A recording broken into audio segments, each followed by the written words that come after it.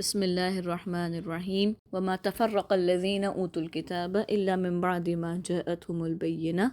وما تفرق اور نہ جدا جدا ہوئے الذین وہ جو کہ اوتوا الکتاب کتاب دیے گئے تھے الا مگر من بعد اس کے بعد ما جب جاءتهم ان کے پاس آ گئی البینہ کھلی بات۔ کل معنی پہلے جن لوگوں کو کتاب دی گئی تھی ان میں تفرقے برپا نہیں ہوئے مگر اس کے بعد کہ ان کے پاس راہ راست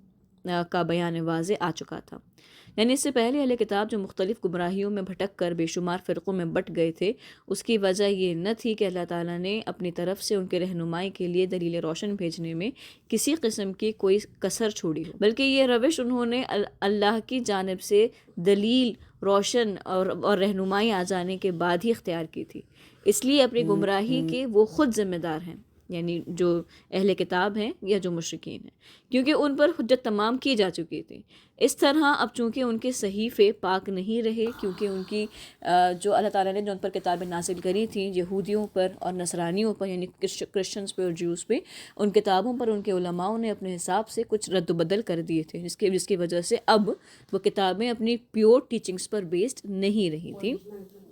اس لیے اللہ تعالیٰ نے ان کے دلیل روشن کی حیثیت سے اپنا ایک رسول بھیج کر اور اس کے ذریعے سے پاک صحیفے بالکل راست و درست تعلیمات پر مشتمل پیش کر کے ان پر حجت تمام کر دی ہے۔ یعنی کہ یہ قرآن کی بات کری جا رہی ہے کہ اللہ تعالیٰ نے جب انہوں نے اپنی پچھلی کتابوں میں چینجز کر دیے تو اس کے بعد پھر اللہ تعالیٰ نے ایک نئی کتاب بھیجی قرآن کی شکل میں، جس کے اوپر ایک اللہ تعالیٰ نے جس کا وعدہ بھی لیا ہے کہ اس قرآن کی آیتوں کی حفاظت اللہ تعالیٰ خود کرے گا، یعنی کہ اس میں کوئی بھی عالم کوئی بھی علماء اس میں چینجز نہیں کر پائیں گے۔ تو یہ ان ایسے اہل کتابوں کے لیے جو کہ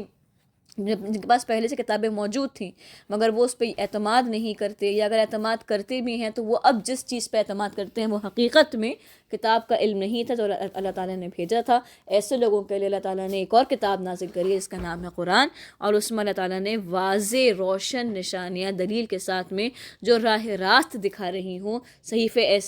ایسا ہے، مگر لوگ اس کے اوپر یقین کریں تب کی بات ہے۔ اس کے باوجود بھی اگر وہ تفرقے بازی میں مبتلا ہو جاتے ہیں تو اس میں ان کی خود کی ہی غلطی ہے، اس کے لیے وہ لوگ خود ہی ذمہ دار ہیں۔ یہ ممکن نہیں ہے کہ وہ اللہ کے سامنے کسی قسم کی شکایت کر دیں کہ اللہ تعالیٰ آپ نے ہماری رہنمائی کے لیے کچھ بھیجا نہ تھا۔